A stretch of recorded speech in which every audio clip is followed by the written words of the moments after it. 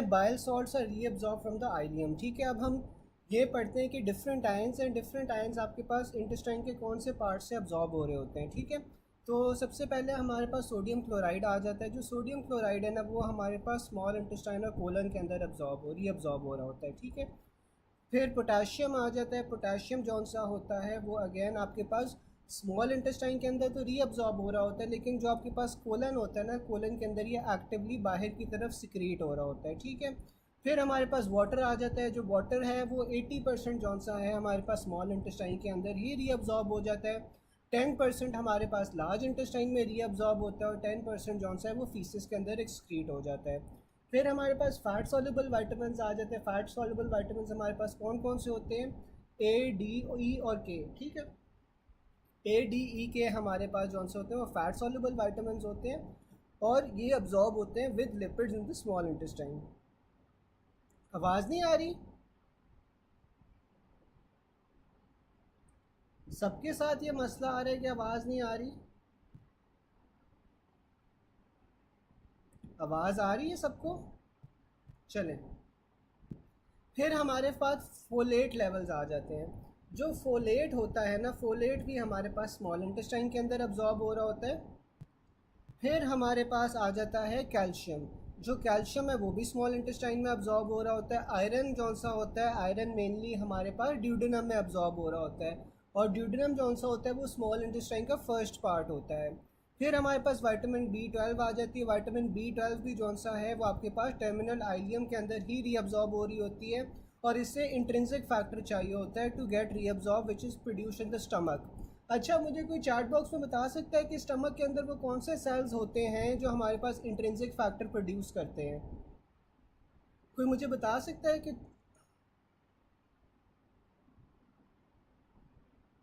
जी जी बिल्कुल, एनआरई के लिए भी आप लोगों ने रफ़ीउल्लाह करनी है। रफ़ीउल्लाह एनआरई के लिए, एफसीपीएस पार्ट 1 के लिए, इवन आईएमएम के लिए भी हम रफ़ीउल्लाह ही करते हैं। ठीक है, तो आप एनआरई के लिए बिल्कुल रफ़ीउल्लाह करें। अच्छा, मुझे ये कोई बता सकता है कि जो बिल्कुल पैराइटल सेल्स होते हैं स्टमक के अंदर जो आपके पास इंट्रिंसिक फैक्टर प्रोड्यूस कर रहे होते हैं और इंट्रिंसिक फैक्टर आपको चाहिए होता है फॉर विटामिन B12 अब्जॉर्प्शन।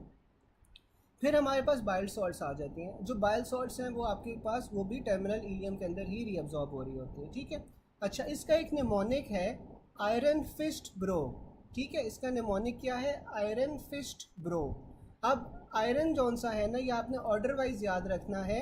सबसे पहले हमारे पास स्मॉल इंटेस्टाइन का कौन सा पार्ट आता है? ड्यूडेनम आता है ना, तो ड्यूडेनम के अंदर हमारे पास आयरन अब्जॉर्ब होती है। ठीक है, फिस्ट एफ से होता है तो एफ से हमारे पास फोलेट आ जाता है। जो फोलेट होता है ना वो मेनली हमारे पास जुजिनम के अंदर रीअब्जॉर्ब हो रहा होता है और जुजिनम जौन सा होता है that is the second part of the small intestine. फिर ब्रो से हमारे पास दो बीज आ जाते हैं। इसमें हमारे पास विटामिन B12 आ जाता है और बाइल सेल्स, वो बाइल सॉल्ट्स आ जाते हैं। ठीक है, जो विटामिन B12 है और बाइल सॉल्ट्स हैं ये आपके पास टर्मिनल आइलियम या जो आखिरी पार्ट होता है ना स्मॉल इंटेस्टाइन का विच इज़ द आइलियम, वहाँ से आपके पास ये विटामिन B12 और बाइल सॉल्ट्स रीअब्जॉर्ब हो रहे होते हैं। तो इसका निमोनिक आप याद रख सकते हो, आयरन फिस्ट ब्रो। ठीक है, तो पहला पार्ट जौन सा है ड्यूडेनम, वहाँ से आयरन आ गया। सेकेंड पार्ट जो कि जुजिनम है वहाँ से फोलेट आ गया और जो थर्ड पार्ट है वहाँ से आपके पास B12 और बाइल सॉल्ट्स आ गए। ठीक है, अच्छा, अब मुझे कोई ये बता सकता है कि अगर आपके पास बी बाइल सॉल्ट्स जो हैं वो नहीं रीअब्जॉर्ब होते टर्मिनल आइलियम के अंदर, बाइल सॉल्ट्स नहीं रीअब्जॉर्ब होंगे तो फिर क्या कंडीशन होगी? कोई बता सकता है? कोई बता सकता है कि अगर बाइल सॉल्ट्स आपके पास नहीं रीअब्जॉर्ब होती फ्रॉम द टर्मिनल आइलियम तो फिर क्या होता है?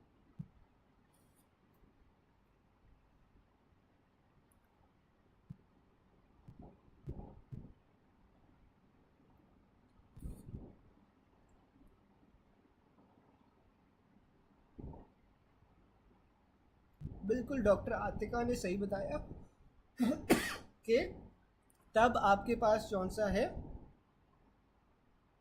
स्टीटोरिया होगा, क्योंकि आपके पास जो बाइल सॉल्ट्स होती हैं, बाइल सॉल्ट्स आपके पास क्यों ज़रूरी होती हैं? बाइल सॉल्ट्स आपके पास फैट्स को एमल्सिफाई करने के लिए, ब्रेक डाउन करने के लिए ज़रूरी होती हैं। ठीक है, तो जब आपके पास फैट्स की एमल्सिफिकेशन नहीं होगी या फैट्स की ब्रेक डाउन नहीं होगी तो फैट जो सा है ना वो आपके पास फीसेस में आना शुरू हो जाएगा, जिससे आप फिर स्टेटोरिया कहते हो। ठीक है। निमोनिक मैंने ये बताया था, आयरन फिस्ट ब्रो। ठीक है। ये आपके पास जैसे जैसे आप इंटेस्टाइन से नीचे जाते हो ना, तो ये आपके पास सब्सटेंसेस अब्जॉर्ब होना शुरू हो जाते हैं। पहला पार्ट कौन सा होता है स्मॉल इंटेस्टाइन का? हमारे पास ड्यूडेनम होता है ना। ठीक है। तो ड्यूडेनम से हमारे पास आयरन की रीअब्जॉर्प्शन हो रही होती है। ठीक है। दूसरा जो पार्ट होता है वो जुजिनम होता है। जुजिनम जौन सा होता है वहाँ से आपके पास फिस्ट से याद रखो कि फोलेट रीअब्जॉर्ब होता है। तीसरा पार्ट कौन सा होता है आपके पास? इलियम होता है। और इलियम से हमारे पास क्या रीअब्जॉर्ब हो रहा होता है? विटामिन B12 और बाइल सॉल्ट्स। ठीक है। बाइल सॉल्ट्स की आपके पास नहीं रीअब्जॉर्प्शन हो पाएगी, तो फिर आपके पास क्या होगा? फिर आपके पास ट्यूटोरिया हो जाएगा। ठीक है।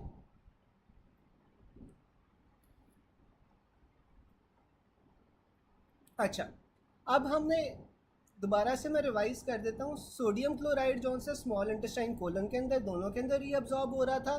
पोटेशियम जौन सा है, पोटेशियम आपके पास स्मॉल इंटेस्टाइन के अंदर रीअब्जॉर्ब हो रहा था, जबकि कोलन के अंदर ये एक्टिवली सिक्रीट हो रहा था। और वाटर जौन सा 80% स्मॉल इंटेस्टाइन, 10% लार्ज इंटेस्टाइन और 10% फीसेस के साथ आपके पास एक्सक्रीट हो जाता है। फिर फैट सॉल्युबल विटामिन आ जाते हैं A, D, E, K, और ये आपके पास लिपिड्स के साथ स्मॉल इंटेस्टाइन के अंदर रीअब्जॉर्ब होते हैं। फिर हमारे पास MCQs आ जाते हैं। तो जो विटामिन B12 था वो हमारे पास आइलियम के अंदर रीअब्जॉर्ब हो रहा था। A female undergoes gastrectomy was given parenteral B12. The inability to absorb vitamin B12 occurs due to loss of which cells during gastrectomy? तो आपके पास अगर पैराइटल सेल्स का लॉस हो जाएगा, आपने गैस्ट्रेक्टमी किया, उसके पास पैराइटल सेल्स नहीं है, तो इंट्रिंसिक फैक्टर नहीं प्रोड्यूस होगा, और इंट्रिंसिक फैक्टर नहीं प्रोड्यूस होगा तो आपके पास विटामिन B12 की रीअब्जॉर्प्शन नहीं हो पाएगी। और अगर B12 की रीअब्जॉर्प्शन नहीं हो पाएगी तो फिर कौन सी कंडीशन होती है? कोई मुझे बता सकता है? अगर B12 की रीअब्जॉर्प्शन नहीं होगी तो फिर कौन सी कंडीशन होती है?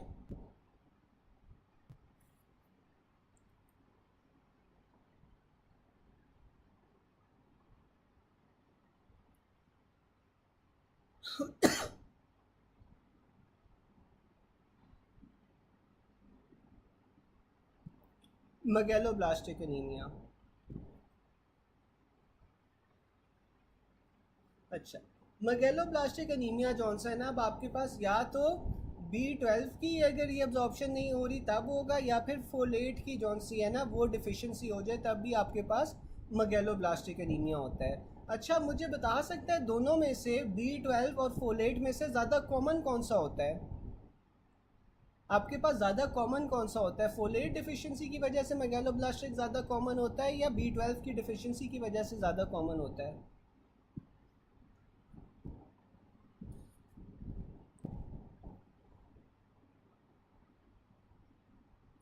बिल्कुल, फोलेट की वजह से आपके पास नहीं, फोलेट डिफिशिएंसी जौन सी है ना वो ज़्यादा कॉमन होती है। ठीक है। जो B12 होता है ना, B12 के आपके पास बॉडी में लार्ज रिजर्व्स प्रेजेंट होते हैं, जो 4 से 5 महीने तक आपके पास जौन सा है वो रिजर्व्स प्रेजेंट होते हैं जो आपके पास B12 के होते हैं, जबकि फोलेट के आपके पास इतने रिजर्व्स नहीं होते।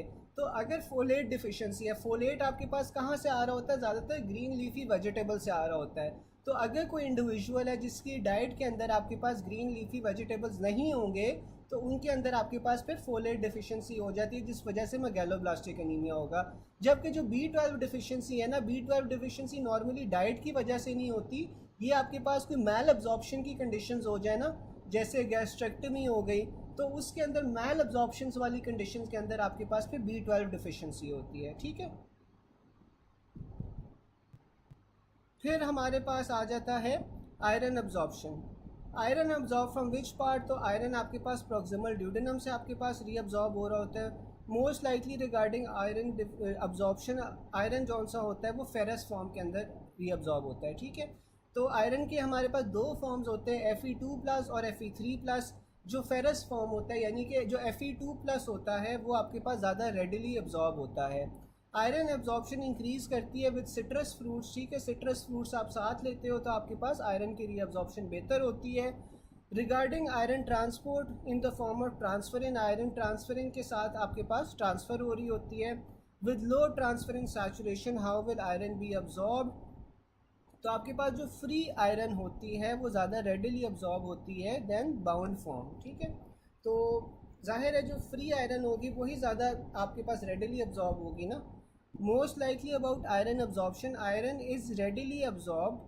Dietary iron is mostly ferric form which is least absorbable. Heme contains ferrous form and readily absorbable, ठीक है। तो जो हीम होती है ना, हीम के अंदर आपके पास फेरस फॉर्म ऑफ आयरन होती है जो कि ज़्यादा रेडिली अब्जॉर्ब्ड होती है, जबकि जो फेरिक फॉर्म होती है, फेरिक फॉर्म आपके पास जो है वो इतनी आसानी से रीअब्जॉर्ब नहीं होती। फिर सोडियम का आ जाता है। सोडियम जौन सा होता है actively absorb from the colon. तो जो सोडियम होता है वो कोलन के अंदर एक्टिवली अब्जॉर्ब हो रहा होता है। Maximum active transport of sodium आपके पास कोलन के अंदर होती है। Remember sodium is actively absorb from both colon and jejunum. लेकिन अगर आपके पास दोनों आ जाए तो आपके पास एक्टिव ट्रांसपोर्ट ज़्यादा सोडियम की कहाँ पे हो रही होती है, कोलन के अंदर हो रही होती है एज़ कम्पेयर टू जूजिनम। हमने ऊपर पढ़ा था ना कि जो सोडियम क्लोराइड था वो आपके पास स्मॉल और लार्ज इंटेस्टाइन दोनों से अब्जॉर्ब हो रहा होता है। तो इसमें आपके पास कोलन में ज़्यादा रीअब्जॉर्प्शन होती है as compare to the jejunum, ठीक है। फिर हमारे पास आ जाता है जो वाटर होता है, वाटर भी मोस्टली अब्जॉर्ब हो रहा होता है from the jejunum. Dietary fat is chiefly reabsorbed in the jejunum, ठीक है। वाटर भी आपके पास ज़्यादा रीअब्जॉर्ब जूजिनम में हो रहा होता है, जो डाइटरी फैट है वो भी ज़्यादा जूजिनम के अंदर ही आपके पास अब्जॉर्ब हो रहा होता है। Maximum absorption of fluid occurs in jejunum, maximum loss of fluid occurs through the colon, ठीक है। तो जो आपके पास मैक्सिमम फ्लूइड की रीअब्जॉर्प्शन होनी होती है ना वो आपके पास जूजिनम के अंदर हो रही होती है। सिमिलरली वाटर की भी जो आपके पास ज़्यादातर रीअब्जॉर्प्शन है वो जूजिनम के अंदर ही हो रही होगी। कोलन के अंदर only 10% of the water is reabsorb, लेकिन बाकी जो है वो सारा आपके पास लूज हो जाता है in faeces. Maximum water loss and electrolyte occurs through the colon, ठीक है। तो वाटर लॉस की अगर वो बात करें तो सबसे ज़्यादा कोलन के अंदर हो रहा होता है, लेकिन अगर वो मैक्सिमम अब्जॉर्प्शन की बात करें तो वो जूजिनम में हो रही होती है। फिर हमारे पास आ जाता है patient underwent abdominal surgery after which he repeatedly requires fluid resuscitation due to water and electrolyte loss, which part of the gut has been removed leading to this condition. तो वो आपके पास आइलियम है।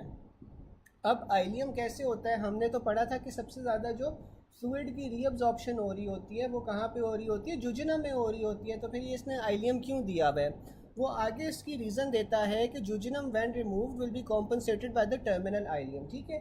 तो अगर आप जूजिनम को रिमूव कर दो जहाँ पे आपके पास मैक्सिमम वाटर की रीअब्जॉर्प्शन हो रही थी, तो उसका काम जौन सा है वो टर्मिनल आइलियम करना शुरू कर देती है, वो वाटर रीअब्जॉर्प्शन करना शुरू हो जाती है।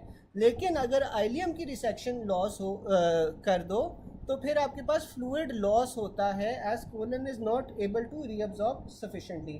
कोलन हाली 10% जौन से आपके पास वाटर जौन से वो रीअब्जॉर्ब कर सकता है, ठीक है।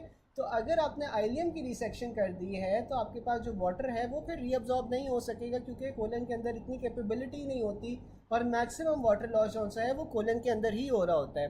A patient with fluid loss now shows metabolic acidosis with hypokalaemia, most fluid loss will be through the colon, ठीक है। यहाँ तक किसी को कोई कंफ्यूजन हो या कोई पॉइंट ना समझ आया हो?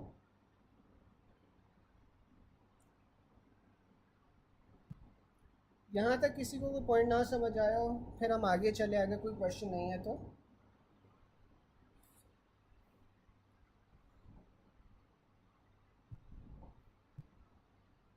चले, फिर हमारे पास आ जाता है drug absorb through aqueous diffusion.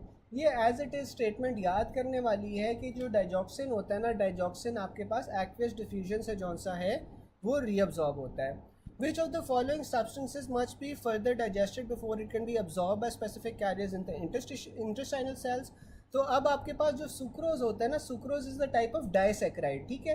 तो इस डाइसेक्राइड को, कॉम्प्लेक्स डाइसेक्राइड को आपने फर्दर ब्रेक डाउन करना होता है before it can be digested and वो before it can be absorb, ठीक है। आपको फर्दर इसे ब्रेक डाउन करना होता है।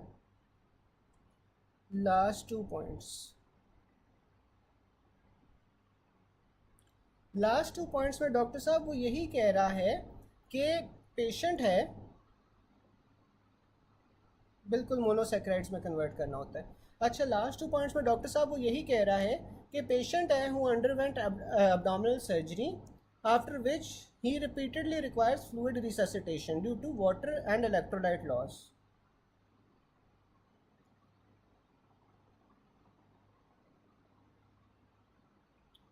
अच्छा, तो लास्ट 2 पॉइंट्स में वो यही कह रहा है कि पेशेंट है जो कि अब्डोमिनल सर्जरी जिसकी हुई है, after which he repeatedly requires fluid resuscitation due to water and electrolyte loss. तो आपके पास कौन सा गट का पार्ट है जो उसने रिमूव किया है? तो हमने पढ़ा था कि सबसे ज़्यादा जो वाटर की रीअब्जॉर्प्शन हो रही होती है वो कहाँ पे हो रही होती है? वो हमारे पास जुजिनम में हो रही होती है। लेकिन यहाँ पे उसने इलियम क्यों दिया हुआ है? क्योंकि अगर तो आप जुजिनम जौन सा है वो रिसेक्ट करते हो ना या निकाल देते हो, तो उसका जो फंक्शन है ना वो इलियम परफॉर्म करना शुरू हो जाता है, और इलियम से आपके पास जौन सा है ना मैक्सिमम वाटर रीअब्जॉर्प्शन होना शुरू हो जाती है। लेकिन अगर आपने इलियम रिसेक्ट कर दिया है तो फिर आगे कोलन के अंदर इतनी कैपेबिलिटी नहीं होती कि वो सारा का सारा वाटर को रीअब्जॉर्ब कर पाए। ठीक है, क्योंकि मैक्सिमम जो वाटर लॉस है वो आपके पास कोलन से ही हो रहा होता है। कोलन जौन सा है हाली 10% वाटर को रीअब्जॉर्ब कर सकता है। ठीक है, तो इस वजह से उसने यहाँ पे आइलियम का ऑप्शन दिया हुआ है। ठीक है डॉक्टर अहमद, समझ आ गई?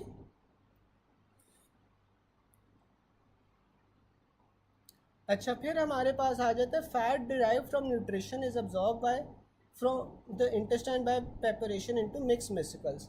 अच्छा, अब जब फैट्स आपके पास रीअब्जॉर्ब हो जाते हैं ना, फैट्स आपके पास जब अब्जॉर्ब हो जाते हैं तो फिर आपके पास ये इंटेस्टाइन में जाते हैं थ्रू मिक्स वेसिकल्स। ठीक है, मिक्स वेसिकल्स का क्या काम है? जो अब्जॉर्ब फैट पार्टिकल्स हैं फ्रॉम द इंटेस्टाइन उसे ये लिवर तक लेके जाते हैं। ठीक है, फिर आपके पास आ जाता है resection of ileum and some part of jejunum causes 10 to 20 bowel movements per day, causes osmotic plus secretory diarrhoea.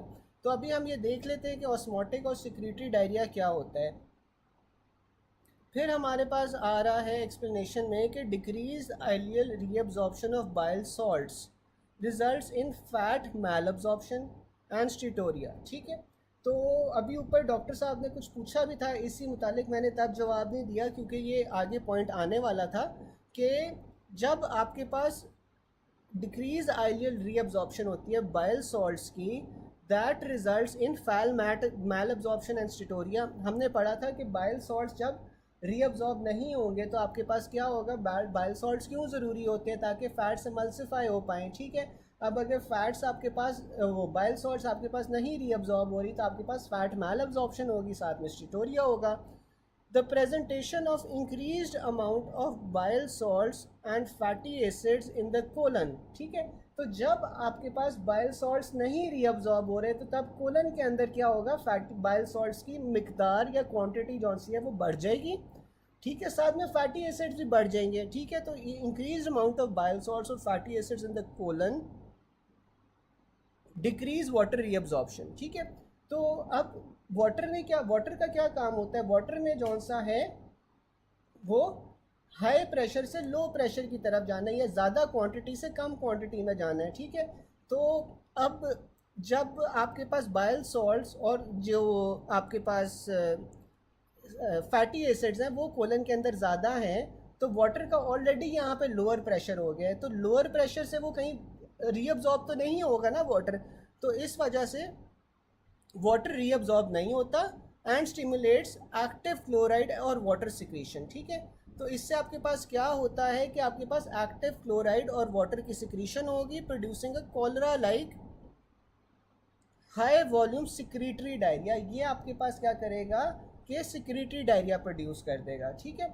मैं एक बार फिर से रिपीट कर देता हूँ कि देखो, जब आपके पास बाइल सॉल्ट्स की रीअब्जॉर्प्शन नहीं हो रही, बाइल सॉल्ट्स की जब आपके पास रीअब्जॉर्प्शन नहीं होगी तो वहाँ पे आपके पास कोलन के अंदर बाइल सॉल्ट्स और फैटी एसिड्स की क्वांटिटी ज़्यादा हो जाएगी। ठीक है, तो वहाँ पे वाटर क्या होगा? वाटर की जो कॉन्सेंट्रेशन है वो कम हो जाएगी। ठीक है, अब वाटर जौन सा है उसने नॉर्मली क्या करना होता है? नॉर्मली वो कोलन के अंदर हाई कॉन्सेंट्रेशन में होता है और बाहर आपके पास वो लोअर कॉन्सेंट्रेशन में होता है, तो इसलिए वो ऑस्मोसिस के थ्रू रीअब्जॉर्ब हो जाता है। लेकिन यहाँ पे ऑलरेडी आपके पास बाइल सॉल्ट्स और फैट्स की क्वांटिटी ज़्यादा है जिस वजह से वाटर आपके पास कम हो गया है, तो आपके पास वाटर जौन सा वो रीअब्जॉर्ब नहीं हो पाएगा, आपके पास कोलन के अंदर ही रहेगा। साथ में आपके पास एक्टिव क्लोराइड और वाटर की सिक्रीशन होगी जिस वजह से cholera like high volume secretory diarrhoea produce होना शुरू हो जाएगा। ठीक है, ये हमारे पास आ गया secretory diarrhoea. The loss of ileocecal valve and ileum segment accelerates the intestinal transit time, which does not allow for complete digestion and absorption of food. Water and electrolytes remain associated with the undigested food particles and may overwhelm the absorptive capacity of colon, resulting in osmotic diarrhea। ठीक है, तो अब इसमें आपके पास क्या हो रहा है कि आपके पास इलियोसिकल वाल्व की इनकॉम्पिटेंस हो गई है। ठीक है, अब इलियोसिकल वाल्व आपके पास कहाँ पे प्रेजेंट होता है? इलियम और सीकम के दरमियान में, जहाँ पे आपके पास स्मॉल इंटेस्टाइन से लार्ज इंटेस्टाइन बन रहा होता है। अब ये इसका नॉर्मली क्या फंक्शन होता है कि जो ट्रांजिट टाइम है ना खाने का through the colon, small intestine से जो लार्ज इंटेस्टाइन में ट्रांजिट टाइम है उससे बढ़ा रहा होता है। बढ़ाने का आपके पास क्या फ़ायदा होता है ट्रांजिट टाइम को, कि आपके पास वाटर की और फूड की कंप्लीट डाइजेशन हो जाती है। ठीक है, लेकिन अगर ये जल्दी जल्दी खाना चला जाएगा, इलियोसिकल वाल्व इनकॉम्पिटेंट होगा, तो खाना जहाँ से जल्दी जल्दी आगे जाना शुरू हो जाएगा। जब खाना यहाँ से जल्दी जल्दी आगे जाएगा तो आपके पास इनकम्प्लीट डाइजेशन और अब्जॉर्प्शन होगी फूड की, और ये जो फूड है ये अपने पास वाटर को अपने पास रखेगा बजाय के रीअब्जॉर्ब होने दे। ठीक है, तो वाटर और इलेक्ट्रोलाइट्स कौन से होते हैं, वो अनडाइजेस्टेड फूड पार्टिकल्स के साथ एसोसिएटेड रहते हैं, जिस वजह से फिर आपके पास ऑस्मोटिक डायरिया होता है। ठीक है, ये बात समझ आ गई? ऑस्मोटिक और सिक्रेटरी डायरिया का फ़र्क दोनों सबको समझ आ गया?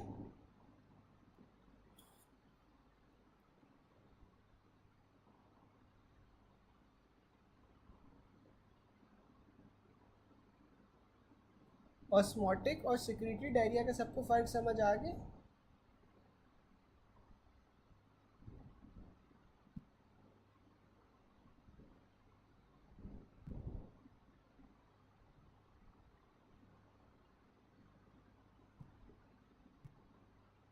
बाकी सबको भी समझ आ गया? सबको समझ आ गया तो आगे चलें। अगर किसी को कोई क्वेश्चन है तो अभी आप पूछ लो।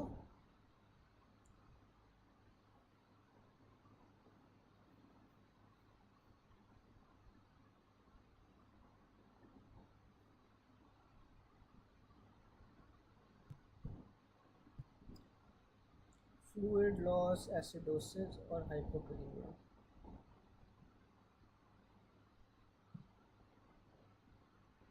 अच्छा डॉक्टर नवेरा, इस तरह है कि जो फ्लूइड लॉस में एसिडोसिस और हाइपोकैलेमिया होता है ना, ये अभी आगे जाके हम पढ़ेंगे।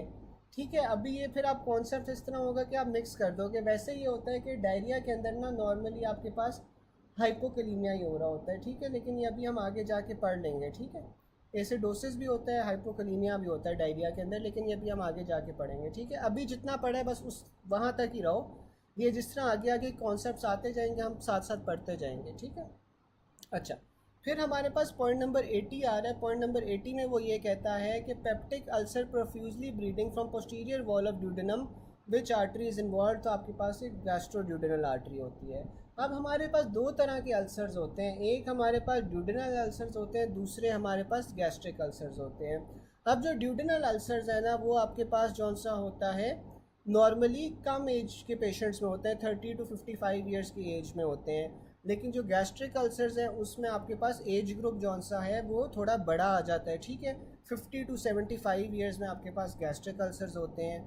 जो गैस्ट्रिक अल्सर्स होते हैं ना, वो स्टमक के आपके पास लेसर कर्वेचर के अंदर प्रेजेंट होते हैं विद इन द एंट्रम। ठीक है, तो अब जो आपके पास स्टमक है ना, अगर आप स्टमक का डायग्राम देखो तो स्टमक के अंदर आपके पास एक लेसर कर्वेचर होता है, एक ग्रेटर कर्वेचर होता है। ठीक है, जहाँ पे आपके पास स्टमक एंड हो रहा होता है ना, वहाँ पे आपके पास एक डायलेटेड पार्ट होता है जिसे आप एंट्रम कहते हो। ठीक है, तो लेसर कर्वेचर पे जो एंट्रम वाली साइड होती है वहाँ पे आपके पास ये गैस्ट्रिक अल्सर्स जौन से होते हैं वो प्रेजेंट होते हैं। ठीक है, सबसे कॉमन एरिया वो है। जबकि ड्यूडेनल एरियाज़ का सबसे कॉमन पोर्शन कौन सा है? फर्स्ट पोर्शन ऑफ ड्यूडेनम जौन सा होता है वो सबसे कॉमन होता है फॉर ड्यूडेनल अल्सर्स। अब जो ड्यूडेनल अल्सर्स है ना, उनका पेन डिक्रीज़ करता है फूड के साथ, जबकि गैस्ट्रिक अल्सर्स का पेन इंक्रीज़ करता है या ग्रो करता है विद फूड के साथ। फिर आपके पास जो गैस्ट्रिक अल्सर्स होते हैं they are normally associated with malignancy, लेकिन ड्यूडेनल अल्सर्स मलिग्नेंट नहीं होते हैं। और जो गैस्ट्रिक अल्सर्स हैं उसमें आपके पास हेमरेज होता है from halogen of the left gastric artery.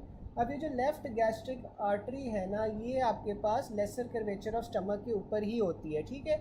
और स्टमक का जो पार्ट सबसे ज़्यादा इफेक्टेड होता है by the ulcer most commonly, वो हमारे पास लेसर कर्वेचर ही होता है, उसका एंट्रम वाला पार्ट। और जो ड्यूडेनल अल्सर्स होते हैं उसमें आपके पास पोस्टीरियर साइड पे जौन सा है वो हेमरेज ज़्यादा कॉमन होता है दैन द इंटीरियर साइड। और पोस्टीरियर में आपके पास आर्टरी कौन सी होती है जो एरोड हो रही होती है? गैस्ट्रोड्यूडेनल आर्टरी हो रही होती है, ठीक है। अच्छा, अब जो ड्यूडेनल अल्सर्स है ना, इसमें आपके पास पेन क्यों डिक्रीज करता है विद फूड इनटेक?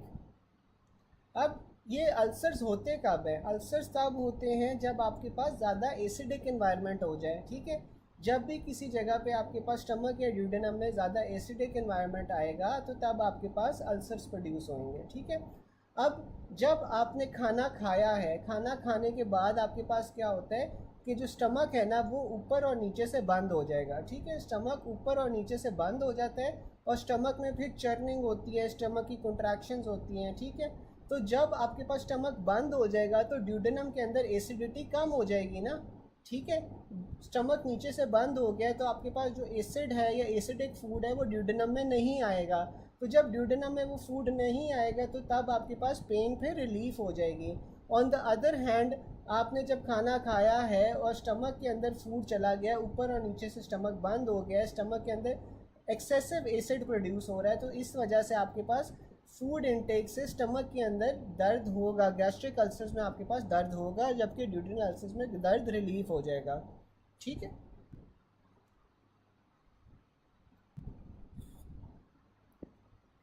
सबसे common cause of gastric ulcer क्या होता है? गैस्ट्रिक अल्सर का सबसे कॉमन कॉज एच पाइलोरी होता है और इसीलिए जो आपके पास गैस्ट्रिक अल्सर्स होते हैं ना फिर कार्सिनोमास के साथ एसोसिएटेड होते हैं। सबसे common site of gastric ulcers क्या होती है? लेसर कर्वेचर पे जो एंट्रम होता है वो। Most common site of stomach ulcer आपके पास अगेन लेसर कर्वेचर आ जाता है। Indication of truncal vagotomy in case of peptic ulcer disease to decrease gastric acid and pepsin secretions. अच्छा, अभी तक ना, अभी आप बस ये याद रख लो कि जो ट्रंकल, ये आगे ना एक 3-4 लाइंस आती हैं तो मैं आपको फिर डिटेल में एक्सप्लेन कर दूंगा। अभी आप बस ये याद रख लो कि जो वेगस नर्व होती है ना, वेगस नर्व बेसिकली आपके पास ये पैरासिम्पथेटिक एक्टिविटी जौन सी होती है स्टमक तक लेके जा रही होती है, ठीक है। और ये जो वेगस नर्व पैरासिम्पथेटिक एक्टिविटी लेके जा रही होती है, इस वजह से आपके पास स्टमक के अंदर गैस्ट्रिक एसिड की प्रोडक्शन भी ज़्यादा होती है, पेप्सिन की भी सिक्रीशन इसी वजह से आपके पास फिर ज़्यादा हो रही होती है, ठीक है। तो in order to decrease the gastric acid secretions हम क्या करते हैं? हम वेगस नर्व को कट डाउन कर देते हैं, ठीक है। वेगस नर्व को अगर हम कट डाउन कर देंगे एक स्पेसिफिक एरिया पे before it enters the stomach, तो फिर आपके पास क्या होगा कि ये जो आपके पास गैस्ट्रिन की प्रोडक्शन है और ये पेप्सिन की प्रोडक्शन है ये आपके पास डिक्रीज़ हो जाएगी, ठीक है। तो यहाँ तक यार किसी को कोई बात ना समझ आई हो?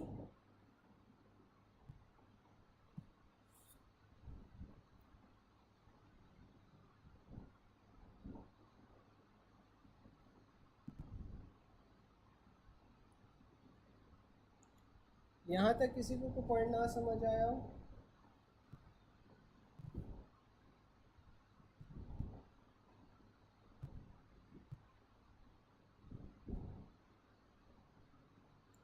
चले, फिर हमारे पास आ जाता है which artery lies to the posterior to the first part of duodenum, ठीक है। तो posterior to first part of duodenum आपके पास कौन सी होती है? गैस्ट्रोड्यूडेनल आर्टरी, ठीक है। अच्छा, मुझे कोई बता सकता है कि जो आपके पास सबसे कॉमन अल्सर बनता है ड्यूडेनल अल्सर, वो आपके पास किस आर्टरी में बन रहा होता है या किस आर्टरी की एरोजन हो रही होती है जब आपके पास ड्यूडेनम के अंदर अल्सर आता है? तो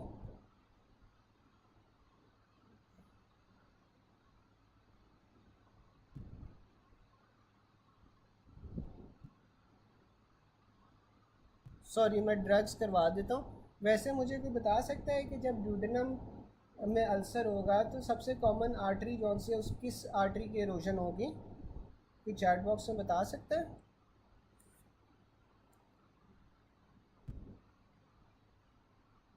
गैस्ट्रोड्यूडेनल आर्टरी। अब गैस्ट्रोड्यूडेनल आर्टरी आपके पास क्यों होती है?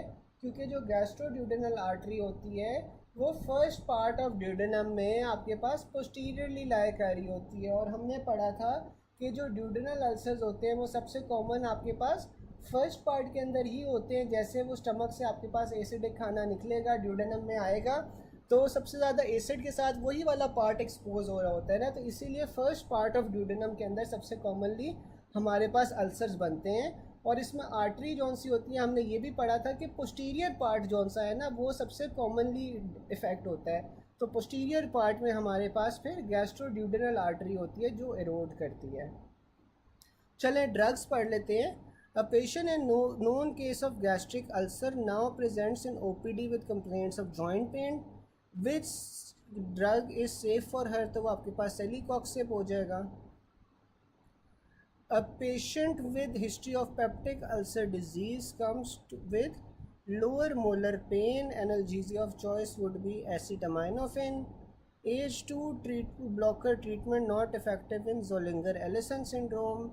Aspirin should not be given in peptic ulcer disease. ठीक है। अच्छा, अब हम एस्पिरिन क्यों नहीं देते? क्योंकि एस्पिरिन जौन सा होता है वो आपके पास COX-1 और COX-2 इनहिबिटर होता है। ठीक है, तो इस वजह से आप एस्पिरिन नहीं देते। एस्पिरिन क्या करेगा, आपके पास जो स्टमक लाइनिंग होगी या जो स्टमक का म्यूकोज़ा होगा उसे डैमेज करवाता है। ठीक है, और मुझे कोई बता सकता है कि एस्पिरिन जौन सा होता है वो कैसे डैमेज करवाता है स्टमक के म्यूकोज़ा को? कोई बता सकता है?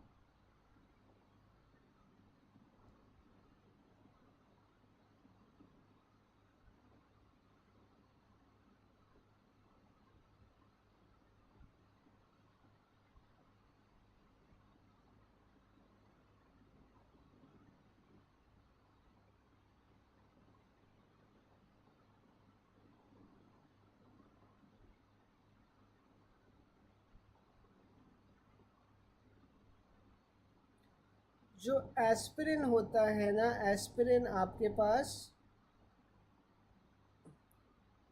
एक सेकेंड,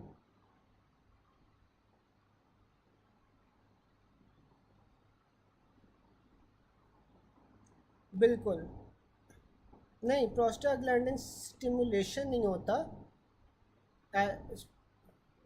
मैं ये पूछ रहा था डॉक्टर आयशा, मैं ये पूछ रहा था कि जो एस्पिरिन होता है वो आपके पास ये अल्सर्स कैसे कॉज करवाता है। ठीक है, अब जो एस्पिरिन होता है ना ये आपके पास non selective irreversible COX inhibitor होता है। ठीक है, तो ये COX-1 COX-2 दोनों को इनहिबिट करता है नॉन सिलेक्टिवली, और ये इरिवर्सिबल होता है। ठीक है, तो अब इसमें क्या होगा कि इसमें ना आपके पास प्रोस्टाग्लैंडिन्स की जो सिक्रीशन है वो इनहिबिट हो जाएगी। ठीक है, तो ये इसी वजह से आपके पास जो एस्पिरिन होता है वो एंटी इन्फ्लेमेटरी होता है ना, क्योंकि ये प्रोस्टाग्लैंडिन्स की सिक्रीशन को कम कर रहा होता है। और ये जो प्रोस्टाग्लैंडिन्स होती हैं यही तो आपके पास इन्फ्लेमेशन करवाती हैं, बुखार करवाती हैं। ठीक है, तो एस्पिरिन का तो मैकेनिज्म ऑफ एक्शन ही ये है कि इसने प्रोस्टाग्लैंडिन्स को रोकना है। तो जब प्रोस्टाग्लैंडिन्स की सिंथेसिस इनहिबिट हो जाएगी तो तब प्रोस्टाग्लैंडिन्स क्यों ज़रूरी होती हैं? क्योंकि ये आपके पास म्यूकोजल बैरियर बनाती हैं। ठीक है, तो जब आपके पास प्रोस्टाग्लैंडिन्स की सिंथेसिस इनहिबिट हो जाती है तो ये जो म्यूकोजल बैरियर है ये आपके पास जाके डैमेज होना शुरू हो जाता है, और ये डैमेज होगा जिस वजह से फिर आपके पास अल्सर्स बनेंगे। ठीक है जी, जी मैं समझा देता हूँ। अच्छा, दूसरा वो ये कह रहा है कि जो H2 ब्लॉकर्स हैं उसकी treatment is not effective in Zollinger Allison syndrome. अब ये जो आपके पास H2 ब्लॉकर्स होते हैं इनका क्या काम होता है? H2 ब्लॉकर्स आप कब दे रहे होते हो? नॉर्मली जब आपके पास गैस्ट्रिक एसिड की सिक्रीशन ज़्यादा हो जाए तो तब ये आप जौन सा है ना H2 ब्लॉकर्स दे रहे होते हैं। ठीक है, अब मुझे कोई बता सकता है कि ज़ोलिंगर एलिसन सिंड्रोम में आपके पास क्या होता है?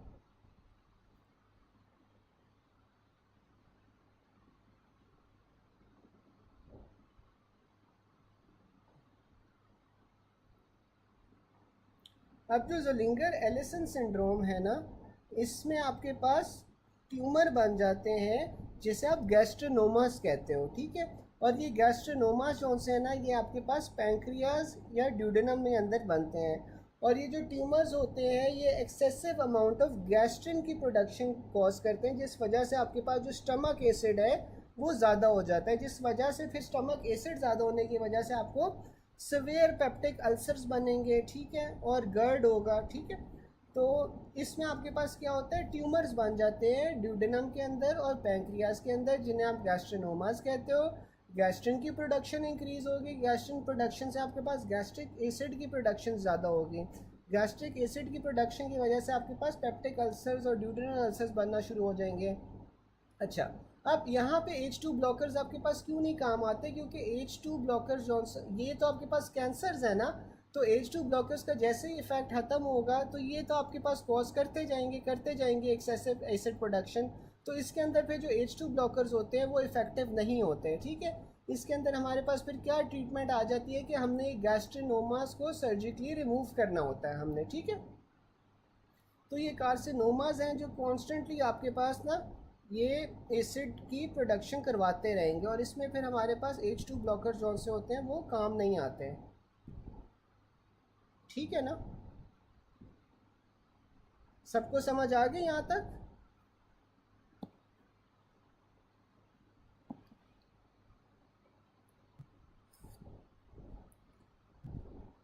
सबको समझ आ गई, आगे चलें।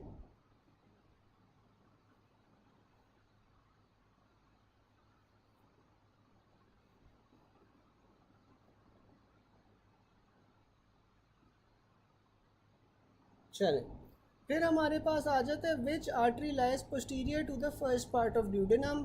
तो ये हमने पढ़ा था कि गैस्ट्रोड्यूडेनल आर्टरी होती है। फिर आ जाता है which artery should be ligated in proximal duodenal ulcers. तो अगेन आपके पास वो गैस्ट्रोड्यूडेनल आर्टरी होगी। Haemorrhage due to perforation of,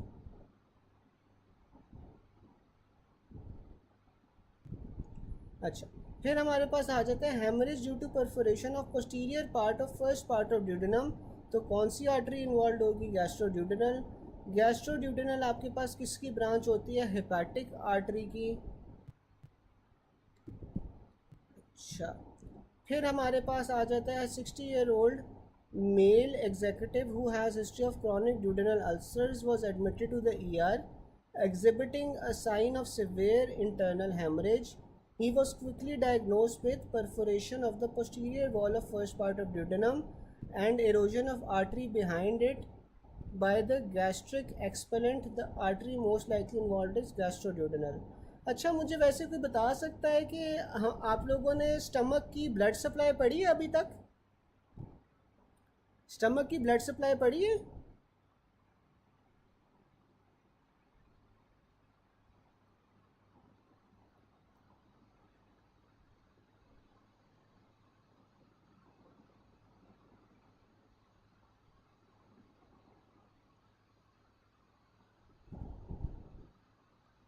gas, आप लोगों ने अभी तक स्टमक की ब्लड सप्लाई पढ़ी है? नहीं पढ़ी। अच्छा, तो इसके लिए ना for you to understand these points हमें ज़रूरी है कि पहले ना हम लोग स्टमक की एक बार ब्लड सप्लाई देख लें।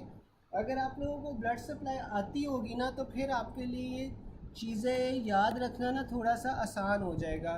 वैसे तो जो स्टमक की ब्लड सप्लाई आई थिंक वो शायद ना हमारे पास जो अब्डोमेन पेल्विस वाला चैप्टर है ना जो एनाटमी में आता है उसके अंदर हम पढ़ेंगे, लेकिन in order to understand this ज़रूरी है कि हम लोग ना पहले एक बार स्टमक की ब्लड सप्लाई देख लें, ठीक है।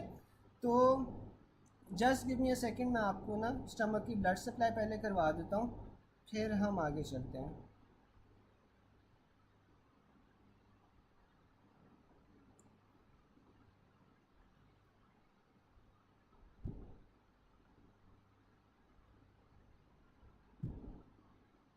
अच्छा, अब जो हमारे पास स्टमक की ब्लड सप्लाई होती है ना वो आती कहाँ से? सबसे पहले हमारे पास आ जाती है अब्डोमिनल अयोटा, ठीक है।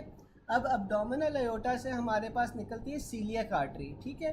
जो सीलियक आर्टरी होगी ना जो अब्डोमिनल अयोटा से निकलेगी, इसी ने आपके पास कौन सा है वो स्टमक को सप्लाई करना है, ठीक है।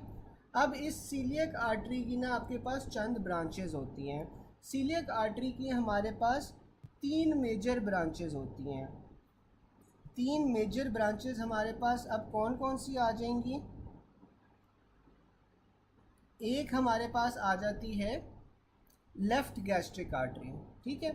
अब जो लेफ़्ट गैस्ट्रिक आर्टरी है इसने आपके पास कहाँ पे मूव करना है, लेसर कर्वेचर ऑफ स्टमक के अलोंग मूव करेगी, ठीक है।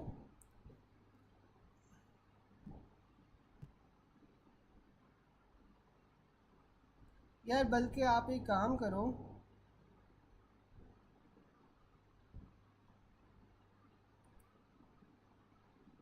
अच्छा एक काम करते हैं, ये जो पॉइंट्स हैं ना आर्टरीज़ वाले, ये अभी आप रहने दो, ठीक है।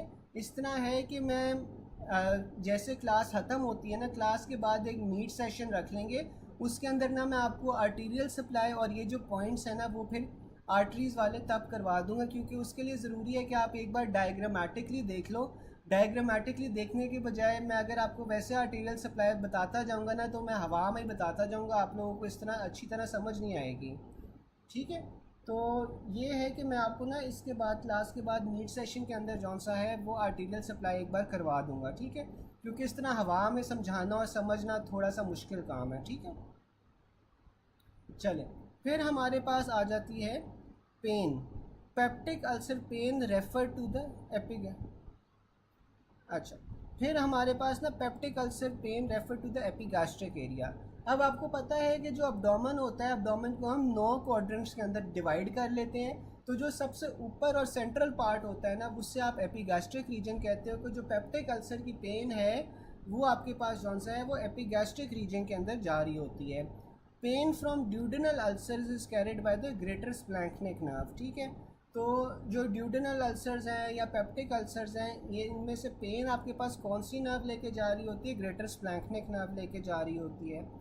A middle-aged woman presented with pain in epigastrium. Physician diagnosed it as a case of gastric ulcer.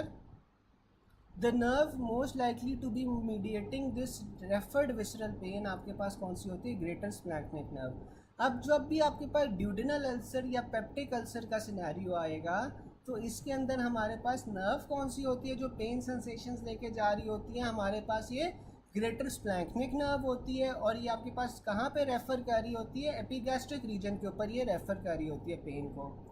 फिर हमारे पास आ जाता है patient with peptic ulcer has epigastric pain, the referred visceral pain is mediated by the greater splanchnic nerve. Pain sensation origination from peritoneal irritation by the gastric contents in the lesser sac is carried by the greater splanchnic nerve। फिर हमारे पास H. pylori आ जाता है। Which of the following causes chronic atrophic gastritis and duodenal ulcers? तो जब भी हमारे पास gastritis आ जाएगा और अल्सर्स आ जाएगा, इसके अंदर सबसे कॉमन कॉज क्या होता है, आपके पास H. pylori होता है। ड्यूडेनल अल्सर्स के साथ या गैस्ट्रिक अल्सर्स के साथ आपके पास जो स्टमक का कार्सिनोमाज होते हैं ना, ये भी आपके पास H. pylori की वजह से हो रहे होते हैं। तो patient with peptic and duodenal ulcer which can be most likely transform into carcinoma by which organism, तो आपके पास वो H. pylori आ जाता है। A man having epigastric pain for the last 5 years taking NSAIDs for it, he is diagnosed with gastric lymphoma, तो आपके पास cause क्या है कॉम्प्लिकेशन का, H. pylori है। Organism causes gastritis and ulcers of stomach and duodenum, तो again H. pylori होगा। A 55-year-old male with past history of epigastric pain for which he was taking antacids were diagnosed as gastric lymphoma, तो आपके पास cause क्या आ रहा है, H. pylori आ रहा है। फिर हमारे पास आ जाता है an alcoholic hypothyroid patient presented with epigastric pain, nausea, vomiting and numbness. On examination वो अनीमिक है। बायोप्सी पे आपको एट्रोफिक गैस्ट्राइटिस मिला है, तो इसमें आपके सबसे पहले ट्रीटमेंट प्लान क्या होगा, अल्कोहलिक पेशेंट है ना तो सबसे पहले आप अल्कोहल एब्सटेनेंस करवाओगे, उससे कहोगे कि अल्कोहल छोड़ें। फिर हमारे पास आ रहा है perforating ulcer in the posterior wall of stomach, most probably leaks into which of the following, peritonitis to develop initially, तो आपके पास वो लेसर सैक होता है। अच्छा यहाँ पे वो क्या कह रहे हैं कि आपके पास परफोरेटिंग अल्सर है पोस्टीरियर वॉल ऑफ स्टमक पे, ठीक है। तो पोस्टीरियर वॉल ऑफ स्टमक पे अगर आपके पास अल्सर है तो ये कहाँ पे लीक करेगा in order to cross peritonitis, तो ये आपके पास लेसर सैक के अंदर लीक करेगा। अब मुझे कोई बता सकता है कि जो लेसर सैक होता है इसका कनेक्शन आपके पास कहाँ से कहाँ तक होता है, तो मुझे बता सकते हैं कि लेसर सैक जो सा होता है किन चीज़ों को कनेक्ट कर रहा होता है?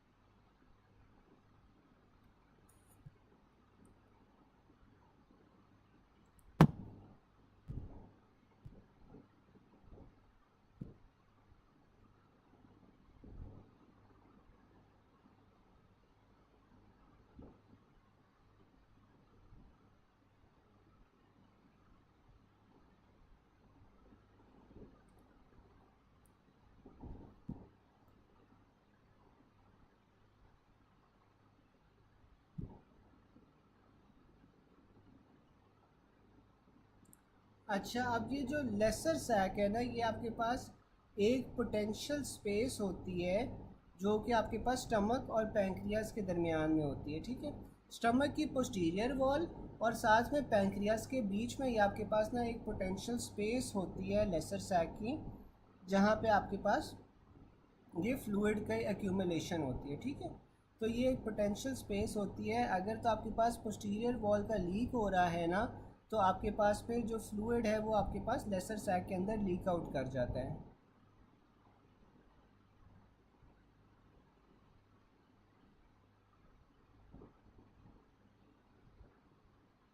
अच्छा, ये जो आपके पास सारे कह रहे हैं कि स्टमक टू लिवर, ये स्टमक टू लिवर कैसे आप कह रहे हो, मुझे कोई बता सकते हैं?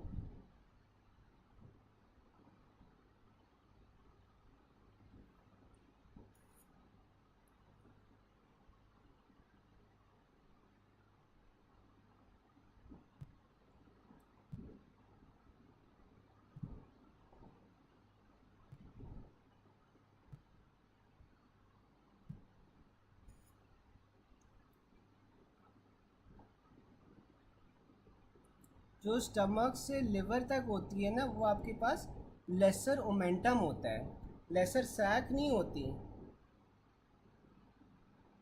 लेसर सैक नहीं होती, वो हमारे पास लेसर ओमेंटम होता है।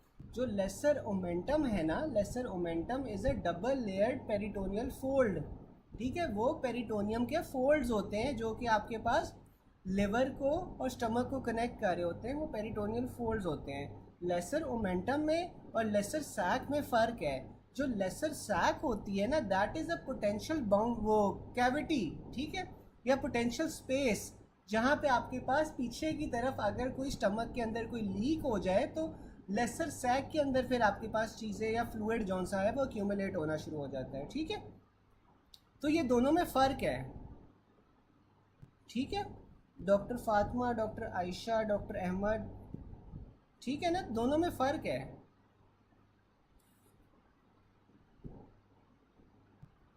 In a duodenal peptic ulcer, the lymph node involved in inflammation is celiac, ठीक है।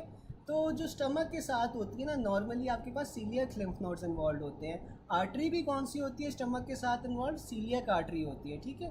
सीलियक आर्टरी होती है और साथ में सीलियक ही लिम्फ नोड्स होते हैं जो स्टमक के होते हैं। फिर हमारे पास आ जाता है an old diabetic patient develop sensory abnormalities of the left foot and ulcer on big toe. The pathogenesis is best described bye angiopathy and neuropathy, ठीक है। तो अब यहाँ पे आप देख सकते हो कि एक तो सेंसरी abnormalities है, सेंसरी abnormalities होंगी तो आपके पास न्यूरोपैथी आ जाएगी। साथ में उसने बताया हुआ है कि बिग अल्सर बना हुआ है बिग टो पे, तो ये आपके पास फिर एंजियोपैथी होगी। या वैस्कुलर जो वैस्कुलेचर वाला जगह है ना, जो वेसल है वहाँ पे अल्सर बना हुआ है, तो इसमें आपके पास एंजियोपैथी भी हो रही है और न्यूरोपैथी भी हो रही है। Anterior duodenal perforation will cause the contents to move in the right posterior subphrenic space। Right side पे पोस्टीरियरली जो डायफ्राम के नीचे स्पेस होती है, राइट पोस्टीरियर सबफ्रेनिक स्पेस, अगर एंटीरियर ड्यूडेनल परफोरेशन है, ठीक है। एंटीरियर ड्यूडेनल परफोरेशन है तो आपके पास राइट साइड पे पोस्टीरियरली डायफ्राम के नीचे सबफ्रेनिक स्पेस के अंदर आपके पास फ्लूइड की एक्यूमुलेशन हो जाएगी, ठीक है। अब डायफ्राम के अंदर देखो आपके पास स्पेसेस बन रही होती है ना। डायफ्राम आपके पास नॉर्मली क्या होता है? यू शेप्ड होता है, ठीक है। जब वो कॉन्ट्रैक्ट करता है तो वो तब नीचे की तरफ चला जाता है, जब वो रिलैक्स करता है तो वो यू शेप में आ जाता है। तो नीचे डायफ्राम के नीचे वाली साइड पे ना आपके पास फिर सब फ्रेनिक स्पेसेस होती हैं, ठीक है। जब वो आपके पास रिलैक्स करेगा तो जो नीचे वाली स्पेस है वो खाली हो जाती है, और उस स्पेस के अंदर आपके पास फिर क्या होता है, फ्लूइड की एक्यूमुलेशन हो सकती है, ठीक है। तो आपको पता है कि जो ड्यूडेनम होता है, ड्यूडेनम राइट साइड पे होता है, तो इसीलिए आपके पास ये राइट पोस्टीरियर सब फ्रेनिक स्पेस के अंदर आपके पास फिर फ्लूइड की एक्यूमुलेशन होना शुरू हो जाएगी, ठीक है। सिमिलरली अगर स्टमक की पोस्टीरियर वॉल के अंदर आपके पास परफोरेशन हो तो फिर फ्लूइड कहाँ पे एक्यूमुलेट होगा, कोई मुझे चैट बॉक्स में बता सकता है?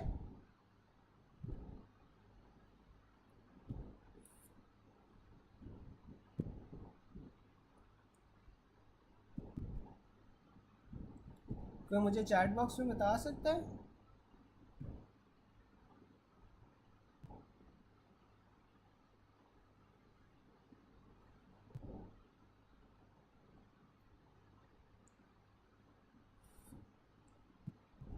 अच्छा मैं रिपीट कर देता हूँ, पहले मुझे कोई इसका जवाब दे दे चैट बॉक्स में, फिर मैं रिपीट करता हूँ। बिल्कुल, तब लेसर सैक में जाता है, ठीक है, तब लेसर सैक में जाता है। और अगर आपके पास इंटीरियर वॉल की परफोरेशन हो जाए ड्यूडेनम की, तो तब आपके पास ये कहाँ पे जाएगा, राइट पोस्टीरियर सब फ्रेनिक स्पेस में, ठीक है।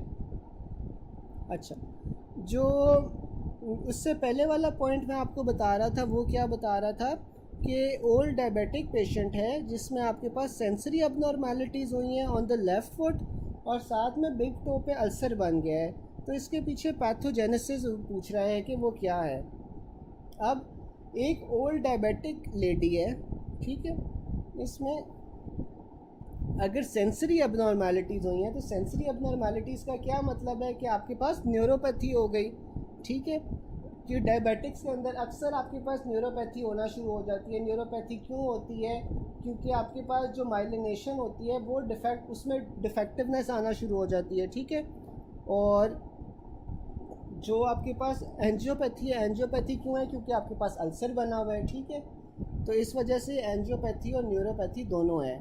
इसके अगला पॉइंट ये था कि जो डायफ्राम होता है ना, डायफ्राम देखो आपके पास नॉर्मली जो रिलैक्स फेज़ होता है, रिलैक्स फेज़ में ये आपके पास यू शेप का होता है, ठीक है। और जब ये कॉन्ट्रैक्ट करता है तो तब ये सीधा हो जाता है, स्ट्रेट लाइन में चला जाता है, ठीक है। तो जब ये रिलैक्स करता है या यू शेप में होता है तो तब आपके पास नीचे वाली साइड्स पे डायफ्राम के पोटेंशियल स्पेसेस बन जाती हैं जिन्हें आप सब फ्रेनिक स्पेसेस कहते हो, ठीक है। अब क्योंकि ड्यूडेनम जौन सा है, ड्यूडेनम हमारे पास राइट साइड पे होता है, तो इसीलिए आपके पास अगर इंटीरियर ड्यूडेनल वॉल की परफोरेशन हो गई है तो फ्लूइड राइट साइड पे आपके पास पोस्टीरियर सब फ्रेनिक स्पेस के अंदर एक्यूमुलेट हो जाएगा फ्लूइड, ठीक है। अब समझ आ गई सबको, आगे चलें।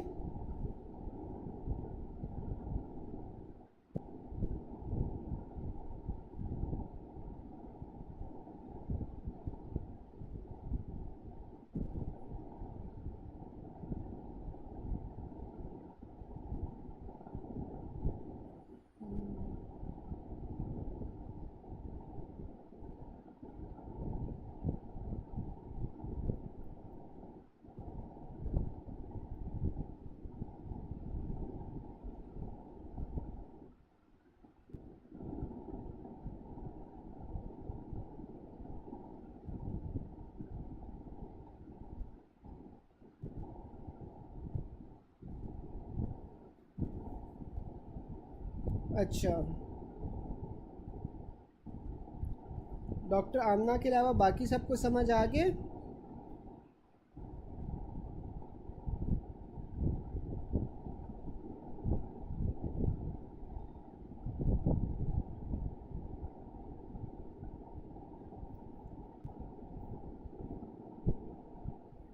चले, फिर हमारे पास आ जाता है विच इनहिबिट स्टमक एम्प्टिंग, तो ये आपके पास कोलिसिस्टोकाइनिन होता है। चले अब हम ना ये सब्सटेंसेस पढ़ लेते हैं, सब्सटेंसेस के साथ साथ इनके sources, source stimulation of secretion, और साथ में एक्शंस देख लेते हैं। डॉक्टर आयशा 2 घंटे की क्लास होती है नॉर्मली, 7:30 तक जौन सी है ना वो हमारी क्लास होगी आज, ठीक है। तो आज वो डॉक्टर अक्सा ने कहा था कि आप थोड़ा लेट शुरू कर ले, तो हमने इस वजह से फिर 5:30 शुरू किया था, तो आज 7:30 के अराउंड ना आपकी क्लास ख़त्म हो गई, ठीक है। अच्छा, फिर हमारे पास ना सब्सटेंस पहला आ रहा है गैस्ट्रिन। अब ये जो गैस्ट्रिन है ना, गैस्ट्रिन आपके पास कहाँ से प्रोड्यूस होता है? गैस्ट्रिन हमारे पास जी सेल से स्टमक के प्रोड्यूस होता है, ठीक है। जी सेल्स जौन से होते हैं वो गैस्ट्रिन प्रोड्यूस कर रहे होते हैं, और इनका सोर्स कहाँ पे होता है? ये जी सेल्स कहाँ पे पाए जाते हैं? ये आपके पास एंट्रम पे और ड्यूडेनम पे पाए जाते हैं, ठीक है। जो जी सेल्स होते हैं वो गैस्ट्रिन प्रोड्यूस कर रहे हैं, और जो जी सेल्स हैं वो आपके पास एंट्रम पे होंगे स्टमक के, और साथ में ड्यूडेनम में होंगे। अच्छा, अब इनका स्टिमुलेशन किस तरह हो रही होती है? आपके पास स्मॉल पेप्टाइड्स और amino acids, example phenyl alanine और ट्रिप्टोफान, ठीक है। तो जो स्मॉल पेप्टाइड्स होते हैं वो आपके पास गैस्ट्रिन की प्रोडक्शन को स्टिमुलेट करते हैं। दूसरा आपके पास क्या स्टिमुलस आ जाता है? जब आपके पास स्टमक की डिस्टेंशन होती है, ठीक है, यानी स्टमक के अंदर खाना आया है तो स्टमक ने डिस्टेंड कर जाना है, तब आपके पास गैस्ट्रिन प्रोड्यूस होगा। और फिर वेगस नर्व में मैंने बताया था ना कि जो वेगस नर्व होती है वो आपके पास पैरासिम्पैथेटिक फाइबर्स लेके जा रही होती है, और ये जो स्टमक की कंट्रैक्शन होती है, HCl की प्रोडक्शन होती है, सारा कुछ आपके पास एक पैरासिम्पैथेटिक रिस्पॉन्स है ना। तो आपके पास जो वेगस नर्व है वो एक्ट करती है विया गैस्ट्रिन रिलीजिंग पेप्टाइड, और ये जो गैस्ट्रिन रिलीजिंग पेप्टाइड है ना, ये आपके पास गैस्ट्रिन की फॉर्मेशन करवाता है, ठीक है। तो आपके पास 3 इसके जौन से हैं वो स्टिमुलस के कॉजेज़ हैं। वो कौन कौन से हैं कि आपके पास स्मॉल पेप्टाइड्स आ गए, उनकी फर्दर डाइजेशन के लिए जौन से आपके पास गैस्ट्रिन रिलीज़ हो रहा है। दूसरा आपके पास क्या आ गया कि स्टमक में खाना आया है तो स्टमक डिस्टेंड हो गया है, तो जाहिर है जो स्टमक में खाना आया है उसे आपने अच्छी तरह चर्न करना है, ठीक है, HCl के साथ मिक्स करना है, तो तब आपके पास गैस्ट्रिन प्रोड्यूस होगा। और तीसरा आपके पास क्या है कि वेगस नर्व जौन सा होता है वो गैस्ट्रिन रिलीजिंग पेप्टाइड को रिलीज़ करवाती है, which are the stimulus for secretion. अच्छा, अब गैस्ट्रिन की स्टिमुलेशन इनहिबिट कैसे होती है? अगर आपके पास ऑलरेडी जौन सा है एक्सेसिवली हाइड्रोजन आयंस मौजूद है स्टमक के अंदर, तो ये नेगेटिव फीडबैक के थ्रू आपके पास गैस्ट्रिन की स्टिमुलेशन को कम कर देंगे, ठीक है। दूसरा क्या है? सोमैटोस्टैटिन है। सोमैटोस्टैटिन एक हार्मोन है जो कि बाकी सारे हार्मोन्स की ही प्रोडक्शन को डिक्रीज़ करता है, वेदर इट बी गैस्ट्रिन या अदर हार्मोन्स। तो आपके पास जो सोमैटोस्टैटिन होता है, नाम से आपको पता चला ये स्टैटिन है, तो इसने बाकी सारे हार्मोन्स की प्रोडक्शन को डिक्रीज़ कर देना है। और इसका एक्शन क्या होता है गैस्ट्रिन का कि ये आपके पास गैस्ट्रिक हाइड्रोजन सिक्रीशन को इंक्रीज़ करती है, ठीक है। तो ये हमारे पास आ गया गैस्ट्रिन। फिर अगला हमारे पास क्या आएगा? कोलिसिस्टोकाइनिन। अब जो कोलिसिस्टोकाइनिन है ना, ये आपके पास कहाँ से प्रोड्यूस हो रहा होता है? ये हमारे पास आई सेल से प्रोड्यूस हो रहा होता है। ये आई सेल्स आपके पास कहाँ पे होते हैं? ये हमारे पास ड्यूडेनम में और जुजिनम के अंदर जौन से है ना आई सेल्स मौजूद होते हैं। इनका स्टिमुलस क्या होता है फॉर सिक्रीशन?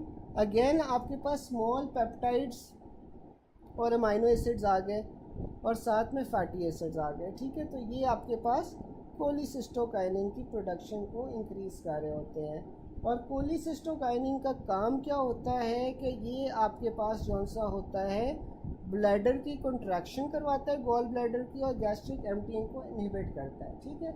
अच्छा, अब ये जो आपके पास कोलिसिस्टोकाइनिन है ये आपके पास कहाँ से प्रोड्यूस हो रहा है? ये आपके पास ड्यूडेनम में प्रोड्यूस हो रहा है, जुजिनम में प्रोड्यूस हो रहा है। अब क्या होगा कि जब आपके पास ये एसिडिक खाना ड्यूडेनम में आ गया तो आपके पास ड्यूडेनम क्या डिटेक्ट करेगा कि अब खाना एसिडिक हो गया, मैंने सबसे पहले क्या करना है कि जो स्टमक से एक्सेसिवली खाना आए जा रहा है ना एसिडिक खाना, सबसे पहले तो वो उससे रोकेगा ना, ठीक है, ताकि और एक्सेसिव खाना ना आए। पहले आप ड्यूडेनम वाले खाने को न्यूट्रलाइज कर लो जो एसिडिक है, फिर दोबारा से खाना आए स्टमक से, ठीक है, वरना ये न्यूट्रलाइज ही नहीं हो पाएगा, ठीक है। तो सबसे पहले इसने क्या किया, जब कोलिसिस्टोकाइनिन रिलीज़ हुआ तो इसने गैस्ट्रिक एम्पटिंग को इनहिबिट कर दिया कि भाई अभी इतना खाना ड्यूडेनम में मौजूद है, पहले मैं इसे न्यूट्रलाइज करूँगा फिर नया खाना आए, ठीक है। तो इसने क्या किया कि स्टमक की जो एम्पटिंग है इसे इनहिबिट कर दिया। दूसरा काम इसने क्या किया कि गॉल ब्लैडर की कंट्रैक्शन को स्टिमुलेट किया, ठीक है। अब गॉल ब्लैडर की कंट्रैक्शन को ये कैसे स्टिमुलेट करता है इसमें आपके पास कैल्शियम आयंस का इन्फ्लक्स होता है जो गॉल ब्लैडर की कंट्रैक्शन करवाता है।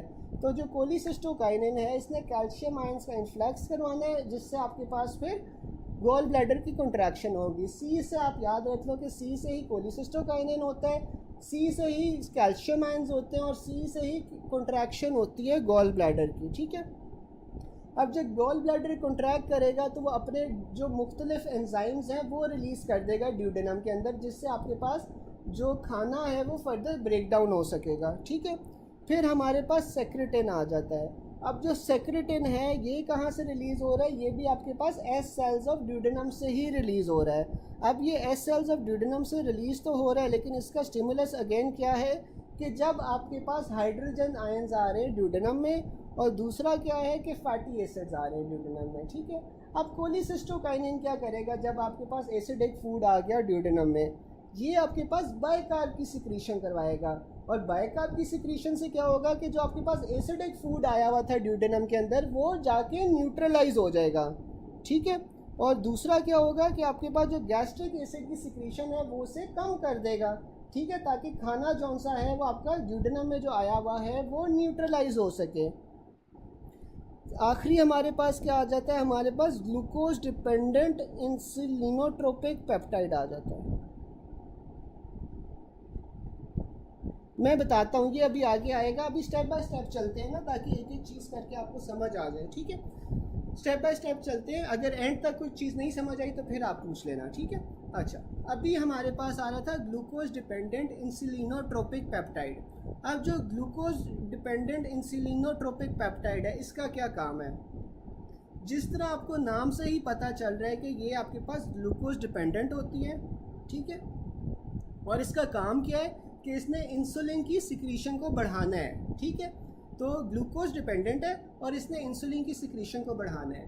तो हमारे पास अमूमन क्या होता है कि जब भी हमारे पास ग्लूकोज के लेवल्स बढ़ जाते हैं तो हमारे पास इंसुलिन का रिलीज़ होता है, और वो कौन सा हार्मोन करवा रहा होता है, वो आपके पास यही ग्लूकोज डिपेंडेंट इंसुलिनोट्रोपिक हार्मोन पेप्टाइड करवा रहा होता है, ठीक है। ये रिलीज़ कहाँ पे होगा, ये आपके पास ड्यूडेनम और जुजिनम से रिलीज़ होगा। इसका आपके पास जो स्टिमुलस है सिक्रीशन का वो क्या है, वो हमारे पास है फैटी एसिड्स, अमाइनो एसिड्स और ओरल ग्लूकोज, ठीक है। अब मुझे कोई बता सकता है कि जो ग्लूकोज वो इंसुलिन होता है, इंसुलिन का फैटी एसिड्स और अमाइनो एसिड्स पे क्या काम होता है, उन्हें डिक्रीज़ करता है या इंक्रीज़ करता है। इंसुलिन जौन सा है वो फैटी एसिड्स और अमाइनो एसिड्स को इंक्रीज़ करेगा या डिक्रीज़ करेगा, कोई चैट बॉक्स में बता सकता है।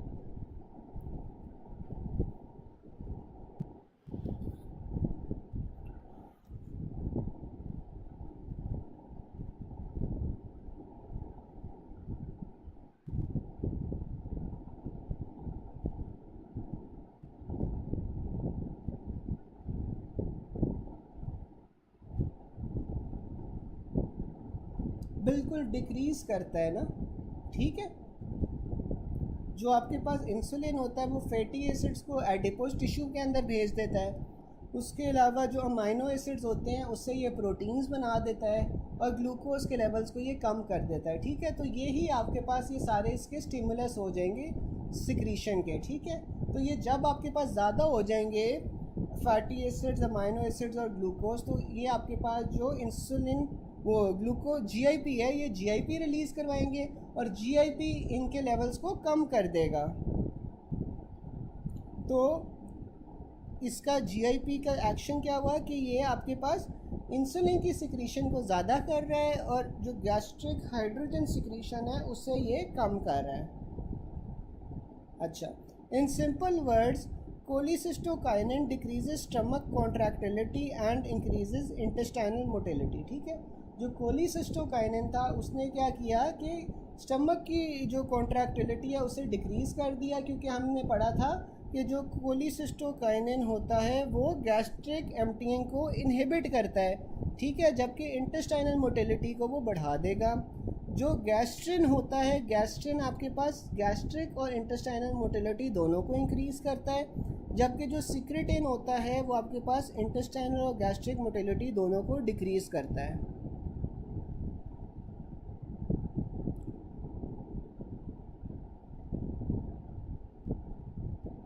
अच्छा, एक बार ना हम एमसीक्यू सारे पढ़ लें तो फिर हम ना क्वेश्चंस की तरफ चलते हैं।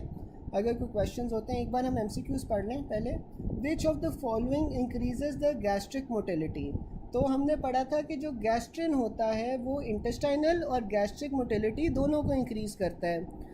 विच one of the following hormone increases gastric emptying. तो गैस्ट्रिक एम्पटीन को इंक्रीज़ कौन करता है? गैस्ट्रिन। जबकि गैस्ट्रिक एम्पटीन को डिक्रीज़ कौन सा हार्मोन कर रहा था? मुझे कोई चैट बॉक्स में बता सकता है कि गैस्ट्रिक एम्पटीन को डिक्रीज़ कौन सा हार्मोन कर रहा था?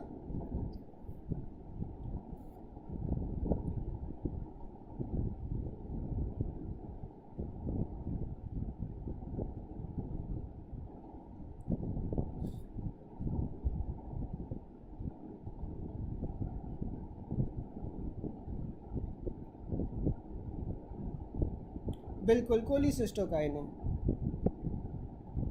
फिर हमारे पास आ जाता है गैस्ट्रिन का main function is to stimulate which of the following. तो जो आपके पास गैस्ट्रिन होता है वो आपके पास HCl और पेप्सिन की सिक्रीशन को बढ़ा रहा होता है। Gastrin secretion is not affected by alcohol. ठीक है, जो गैस्ट्रिन था वो आपके पास हाइड्रोजन और साथ में आपके पास जो पेप्सिन की सिक्रीशन होती है उसे बढ़ाता है, और जो गैस्ट्रिन की सिक्रीशन होती है that is not affected by alcohol. Remember, beverages with a higher ethanol content जैसे कि विस्की, जिन, कोगनैक हो गई do not stimulate gastric acid secretion और the release of gastrin. Gastrin की सिक्रीशन के आपके पास क्या क्या फैक्टर्स आ रहे थे जो गैस्ट्रिन की सिक्रीशंस को इंक्रीज़ कर रहे थे? तो उसमें एक हमने पढ़ा था स्टमक की डिस्टेंशन होती है, और हमने क्या क्या पढ़ा था कि आपके पास पेप्टाइड्स या अमाइनो एसिड्स होते हैं जो गैस्ट्रिन की सिक्रीशन को बढ़ा रहे होते हैं, और तीसरा हमने पढ़ा था कि वेगस नर्व से आपके पास गैस्ट्रिन रिलीजिंग पेप्टाइड निकलता है। तो ये तीनों आपके पास गैस्ट्रिन की सिक्रीशन को बढ़ाने के स्टिमुलस हैं।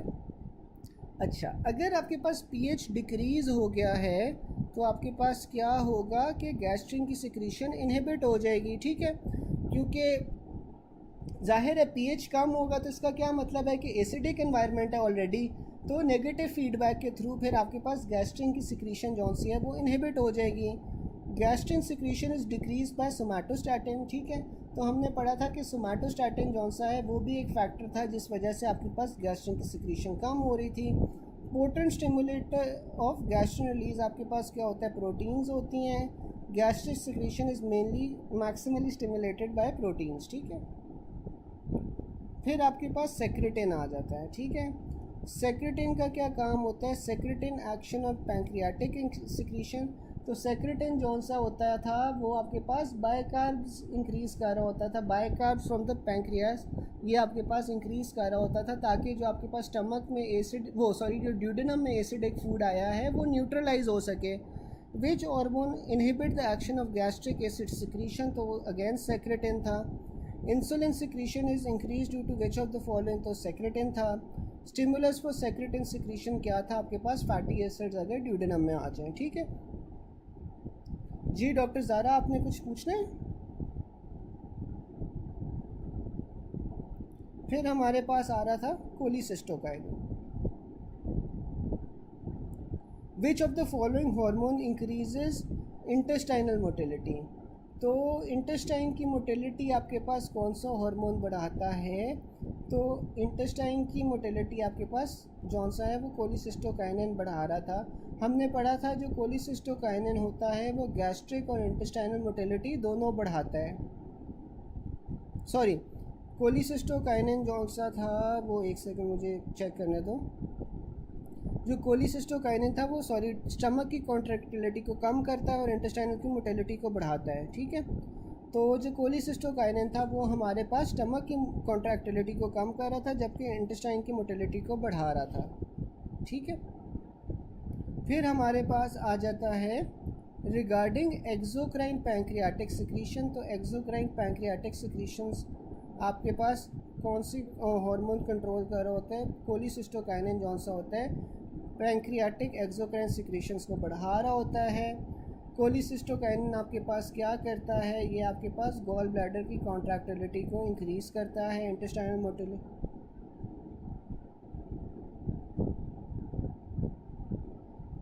मैं बताता हूँ, इंसुलिन वाला बताता हूँ।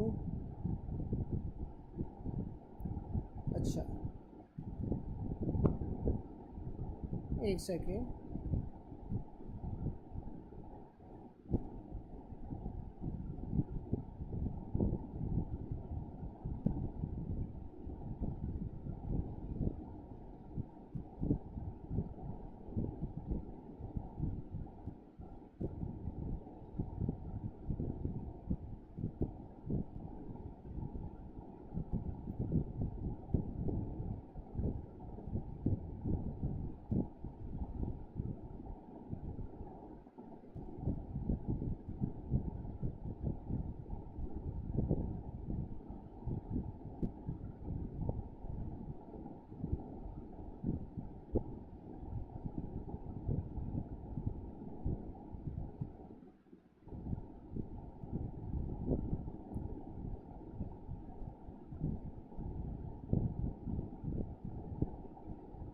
अच्छा, अब जो कोलिसिस्टोकाइनिन था ना, वो डायरेक्टली तो आपके पास इंसुलिन की लेवल्स को नहीं बढ़ा रहा, लेकिन इनडायरेक्टली जो सा है ना, वो इंसुलिन सिक्रीशन को इफ़ेक्ट करता है। कैसे करता है कि जब आपके पास कोलिसिस्टोकाइनिन रिलीज़ होता है इन रिस्पॉन्स टू फैट्स और प्रोटीन्स स्मॉल इंटेस्टाइन में, ये आपके पास क्या करता है, ये आपके पास पैंक्रियाटिक एंजाइम्स को इंक्रीज़ करता है, साथ में आपके पास बाइल को प्रोड्यूस करता है टू एड इन डाइजेशन। ठीक है। अब जब आपके पास ये एकदम से जौन सी हैं चीज़ें ज़्यादा डाइजेस्ट होके अब्जॉर्ब हो रही हैं ना, तो तब आपके पास क्या होगा कि जो आपके पास प्रोटीन्स के लेवल्स हैं, जो अमाइनो एसिड्स के लेवल्स हैं और जो फैट्स के लेवल्स हैं ना, वो ज़्यादा हो जाएंगे। जब वो आपके पास बॉडी में ज़्यादा हो जाएंगे तो इस वजह से फिर इंसुलिन की जो प्रोडक्शन है वो भी बढ़ जाएगी। ठीक है। तो कोलिसिस्टोकाइनिन डायरेक्टली तो आपके पास इंसुलिन नहीं बढ़ा रहा होता, लेकिन ये इसमें इंसुलिन आपके पास किस तरह बढ़ती है, ये आपके पास किस तरह बढ़ती है कि जब आपके पास कोलिसिस्टोकाइनिन रिलीज़ हुआ, कोलिसिस्टोकाइनिन ने आपके पास क्या किया कि इसने एड किया आपके पास प्रोटीन्स की, सॉरी अमाइनो एसिड्स की, और साथ में आपके पास फ़ैट्स की डाइजेशन को। तो जब आपके पास अमाइनो एसिड्स और फैट्स जौन से होते हैं वो डाइजेस्ट हो गए और ब्लड स्ट्रीम के अंदर आ गए, तो ब्लड स्ट्रीम के अंदर फिर आपके पास इंसुलिन के लेवल ज़्यादा हो जाएंगे इन चीज़ों को रेगुलेट करने के लिए। तो इस तरह इनडायरेक्टली आपके पास इंसुलिन लेवल्स को बढ़ा रहा होता है। ठीक है, ये वाली बात समझ आ गई।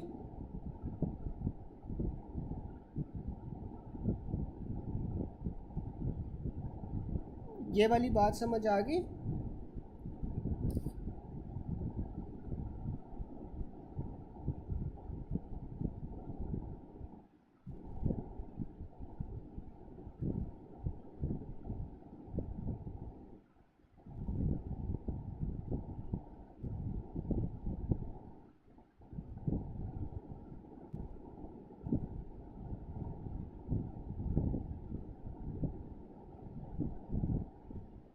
तो यहाँ पे ना प्रॉब्ली ये होगा कि आपके पास ना जीआईपी का ऑप्शन नहीं मौजूद होगा। ठीक है। वरना अगर जीआईपी का ऑप्शन होता तो हम ऑफ कोर्स जीआईपी को ही चूज़ करते, क्योंकि जीआईपी जौन सा है वो डायरेक्टली इंसुलिन के लेवल्स को बढ़ा रहा होता है। यहाँ पे हमारे पास ऑप्शंस में जो बेस्ट ऑप्शन मौजूद होगा वो प्रॉब्ली सेक्रेटिन ही होगा, इस वजह से उसने सेक्रेटिन चूज़ किया हुआ है।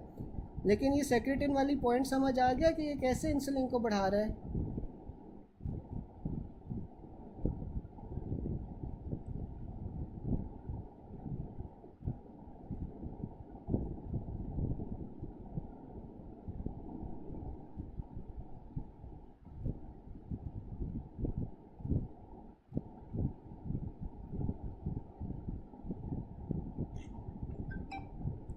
जी जी डॉक्टर अस्का, इस तरह है कि रफ़ीला के अंदर जौन सा है ना, आपके पास पूरे पूरे एमसीक्यू की स्टेटमेंट्स नहीं होती या पूरे सारे ऑप्शंस मौजूद नहीं होते। ठीक है। उसमें हाल ही ना आपको जो एमसीक्यू के अंदर बेस्ट ऑप्शन मौजूद होता है ना, उस टाइम वो दिया होता है। तो इसमें जीआईपी का ऑप्शन मौजूद ही नहीं होगा एमसीक्यू की स्टेटमेंट में या एमसीक्यू के ऑप्शंस के अंदर, तो इस वजह से उसने सेक्रेटन चूज़ किया हुआ है। लेकिन अगर आपके पास जीआईपी का ऑप्शन मौजूद होता तो हम जीआईपी को चूज़ करते फिर।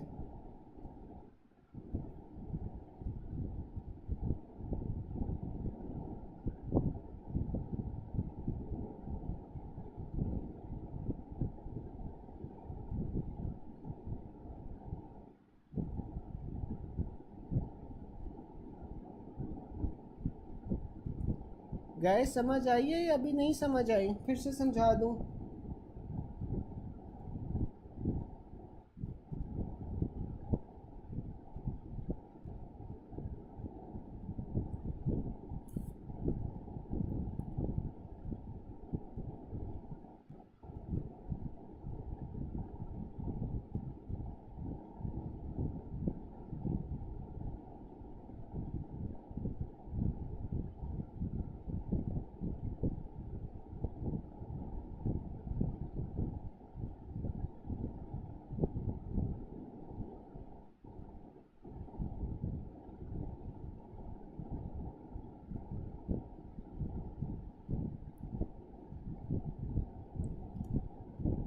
यार जो आपके पास पैंक्रियाज होते हैं, पैंक्रियाज आपके पास एक्सोक्राइन और एंडोक्राइन ग्लैंड दोनों होता है ना। पैंक्रियाज के अंदर आपके पास एक्सोक्राइन सिक्रीशंस भी होती हैं और एंडोक्राइन सिक्रीशंस भी होती हैं।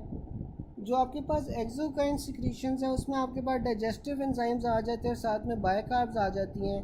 जबकि जो एंडोक्राइन सेल्स है पैंक्रियाज के, वो आपके पास कौन से होते हैं? अल्फ़ा सेल्स और बीटा सेल्स होते हैं, जिनमें से आपके पास इंसुलिन और ग्लूकागॉन जौन सी होती है वो निकल रही होती है, ठीक है। तो इसलिए उसने वो एक्सोक्राइन बोला हुआ है।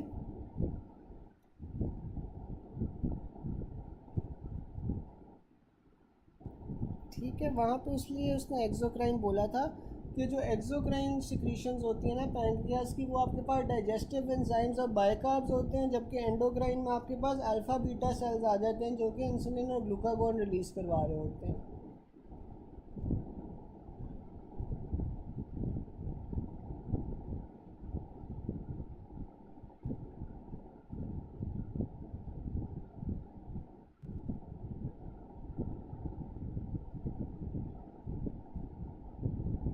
गाइस यहाँ तक समझ आई है?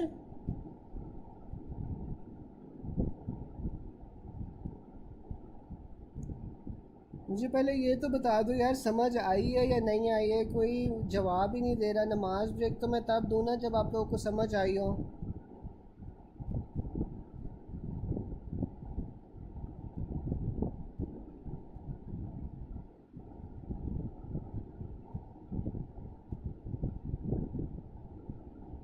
डॉक्टर आमना को एक समझ आ गई है, बाकी किसी को समझ आई है? अच्छा चलें, ये ना कोलिसिस्टोकाइनिन वाला पॉइंट जो सा यहाँ तक ख़त्म कर लेते हैं, फिर आप लोग नमाज ब्रेक ले लो।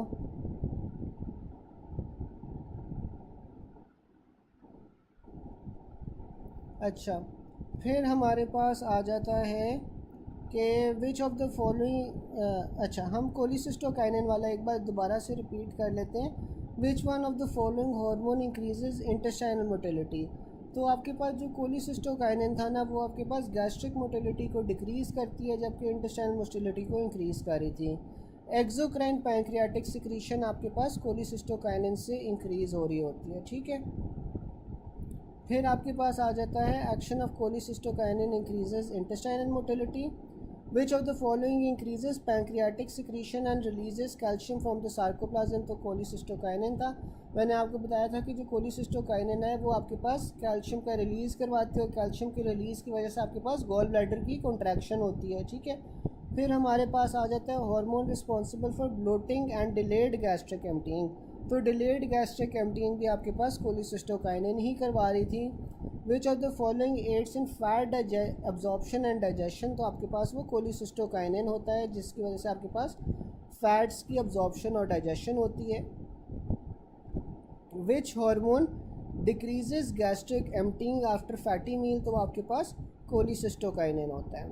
Gastric emptying is delayed by cholecystokinin. After a late night dinner mainly of fatty meal, the patient develops pain at supper. हाँ, hormone responsible for delayed gastric emptying, तो वो अगेन कोलिसिस्टोकाइनिन होती है, ठीक है। तो कोलिसिस्टोकाइनिन का बेसिकली आपके पास क्या काम होता है कि गॉल ब्लैडर की कॉन्ट्रैक्शन करवा रही होती है, ठीक है।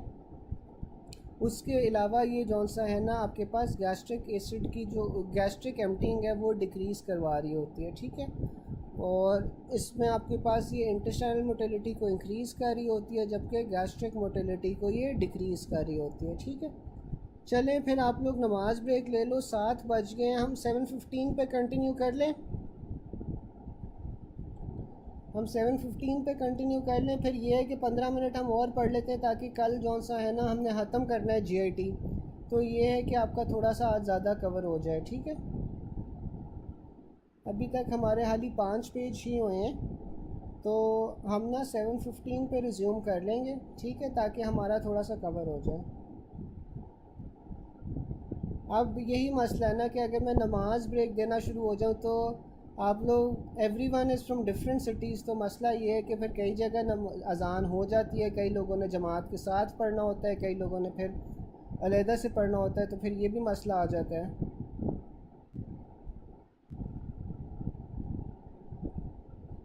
चले, इस तरह है कि मैं 7:15 पे ना क्लास शुरू कर देता हूँ। 7:15 पे ये है कि हम मीट वाला सेशन ना फिर शुरू, मीट वाले सेशन में ना हम फिर वो कर लेंगे, स्टमक की ब्लड सप्लाई कर लेंगे, ठीक है।